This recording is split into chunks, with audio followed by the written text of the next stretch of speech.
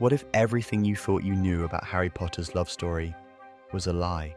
Forget Ginny, forget the ending you've read 100 times. Picture this: every late-night conversation in the Gryffindor common room, every glance across the library table, every moment where it was just Harry and Hermione against the world wasn't friendship at all. What if it was something deeper? For years, fans have fought over it, some swearing that Harmony was the true endgame, others defending Hermione to their last breath. Even J.K. Rowling herself dropped a bombshell years later that reignited the war.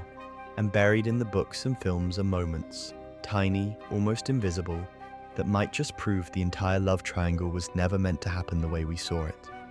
In this video, we're tearing open the story, digging through the clues, and stepping into an alternate Hogwarts where Harry didn't marry Ginny because he'd already found his match in Hermione Granger.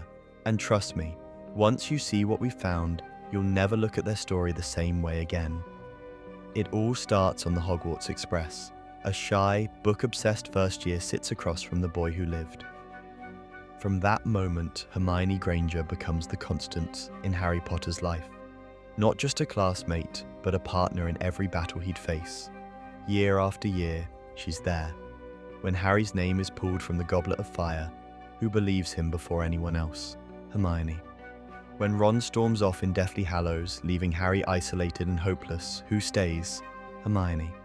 And then there's that dance. In a small tent in the middle of nowhere while a war rages outside, they share a moment so pure and unguarded that it feels like the rest of the world falls away. No magic, no words, just two people holding on to the only thing they have left, each other. For some fans, that scene wasn't just about comfort. It was the moment, the point where friendship blurred into something more. But here's the thing, this wasn't an isolated spark. If you look back closely, tiny traces of this connection are scattered throughout the books and films, hidden in plain sight, waiting to be noticed. And once fans started finding them, the shipping wars began.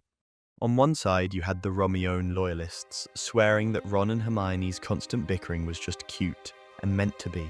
They'd say, that's how love works, you fight, you make up, you live happily ever after. On the other side, the Harmony believers. These fans didn't see bickering as love.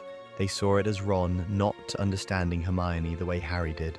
To them, every glance in the library, every late-night talk by the fire, every moment in battle where Hermione instinctively protected Harry wasn't friendship. It was proof. Proof that she'd already chosen her partner long before the Yule Ball drama even started. And then, J.K. Rowling herself walked straight into no man's land. In a 2005 interview, right after Half-Blood Prince, she called Harry-Hermione shippers delusional. Just like that, boom. Forums ignited, fan fiction sites crashed under the weight of angry uploads. People wrote multi-chapter essays explaining why she was wrong.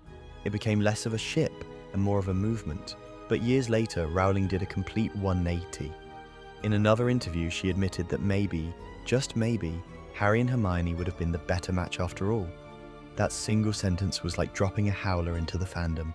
Everyone who'd been told they were wrong now stood on the castle walls yelling, "We were right!" And here's the thing, if you're still here, listening to me passionately unpack fictional teenage romance like it's the Ministry's latest scandal, you're already one of us, so you might as well make it official. Hit that subscribe button like you're slamming a bludger straight at Draco Malfoy's nose. Tap it harder than Dobby hitting Lucius Malfoy with a sock. Because this channel, we're not just watching Harry Potter, we're rewriting it.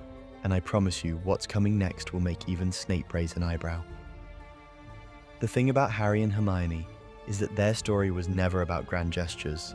It was in the small things, the way Hermione always noticed when Harry was struggling, before anyone else did, the way Harry instinctively trusted her judgment, even when it went against everyone around them.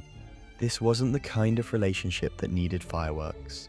It was built in the quiet moments, stolen glances during exams, long nights in the library, and those silent looks in battle when words weren't enough. For Harmony fans, these details weren't just background, they were the story, because in many ways, Hermione understood Harry in a way no one else could. She knew what it meant to feel like an outsider. She knew the weight of impossible expectations, and she shared his belief that sometimes you have to break the rules to do what's right. Even in Prisoner of Azkaban, when Hermione risked expulsion to use the time turner, she didn't do it for herself, she did it to save lives. And Harry, he followed her without question. That trust, that immediate loyalty, is what made fans believe that together, they could have been unstoppable. And then there's the dance. Not a kiss, not a confession, just a moment in a cold, dark tent where the world outside was falling apart. And for a few seconds, they chose to forget it all. It's a scene that isn't even in the books, and yet, for many, it became the most romantic moment in the entire series. Because it felt real, human, like something unscripted that slipped through the cracks of the story we thought we knew. For Harmony fans, that's the magic of this pairing. It's not about changing the past, it's about uncovering the version of the story that was hiding there all along. You'd think after more than 20 years, this ship would have quietly drifted into the archives of early 2000s fandom history. But Harmony, it refuses to sink. In fact, it's thriving.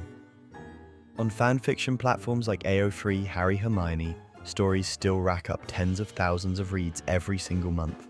On TikTok, edits of their most intense moments, slowed down, set to emotional soundtracks, pull millions of views. Fan artists reimagine them in alternate timelines. Older, wiser, married, raising kids who still get into magical trouble. And it's not just nostalgia. Gen Z, many of whom weren't even alive when the final book was released, are now picking sides in a shipping war that started before they could walk. For them, Harmony isn't about fixing the story, it's about exploring a different one. One where Harry isn't the chosen one fighting alone, but part of an unbreakable team with someone who matches him in both heart and mind. What's wild is how the internet has supercharged this alternate history. Back in the early 2000s, fans had to dig through dusty forum threads and badly lit GeoCities pages just to find one good Harmony theory. Now, it's everywhere. Clips on YouTube, threads on Twitter, sprawling debates on Reddit, even Instagram meme pages dedicated to proof that this ship was always endgame. It's almost poetic because while Harry and Hermione never got their love story in canon, in the online world, they're living it every day. Alright, let's rewrite history. Voldemort is gone, the Great Hall is quiet, and instead of Ginny, it's Hermione standing beside Harry, not as his best friend, but as his wife. With her unmatched intelligence and strategy, and his courage and instinct, they'd be an unstoppable force in the wizarding world. The Ministry, reformed in record time, unjust laws, gone, and Hogwarts, probably transformed into a school where you learn just as much about real-world survival as you do about casting a perfect Patronus. And their kids, smart enough to out-argue you before breakfast, and bold enough to send a bludger your way if you annoyed them. The perfect mix of brains and chaos. It's not hard to see why fans want this. It just makes sense. Like the whole series was building toward this ending, only for us to get a last-minute plot twist no one ordered. And hey, if you've made it this far while I basically play out a magical soap opera in your head, you're officially one of us. So do yourself and me a favor. Smash that subscribe button like it's a secret passage to the room of requirement. Or, if you're feeling a bit more chaotic, hit it like you're sending a bludger straight at Draco Malfoy's face. Of course, in the real world of Harry Potter, it didn't happen. And maybe it couldn't. There was Ron, the glue of the trio, Harry's best friend, and the emotional heart of so many moments. If Harry and Hermione had ended up together, the dynamic that carried us through 7 books might have cracked beyond repair. And then there's Ginny. Rowling didn't just write her as the girl Harry ends up with. She gave her a parallel journey, growing from shy fangirl to fierce, independent fighter. Taking her out of the ending changes not just the romance, but the entire balance of the final chapters. Maybe Rowling also wanted something different for her hero. Not the chosen one winning the smartest witch in the world, but a quieter ending, less predictable, more about building a life than rewriting destiny. But here's the twist. The very reasons Harry and Hermione didn't happen in canon are the reasons this ship refuses to die. The tension, the almosts, the scenes that feel just a little too perfect to be just friends. And that's why decades later fans are still debating it, writing it, drawing it, and reliving it. Because in fiction, what we don't get sometimes matters even more than what we do. So maybe Harry and Hermione were never meant to be, at least not in the world J.K. Rowling gave us. But that's the beauty of stories like this. They don't have to end where the book stops. Fans can twist, rewrite, and reimagine until Hogwarts feels like their Hogwarts. And in those alternate timelines, Harry and Hermione aren't just friends. They're partners, leaders, maybe even soulmates. Whether you're a die-hard Harmony shipper or a loyal Romeo defender, there's one thing we can all agree on. This what if will never stop haunting the story we thought we knew. Now, I want to hear from you.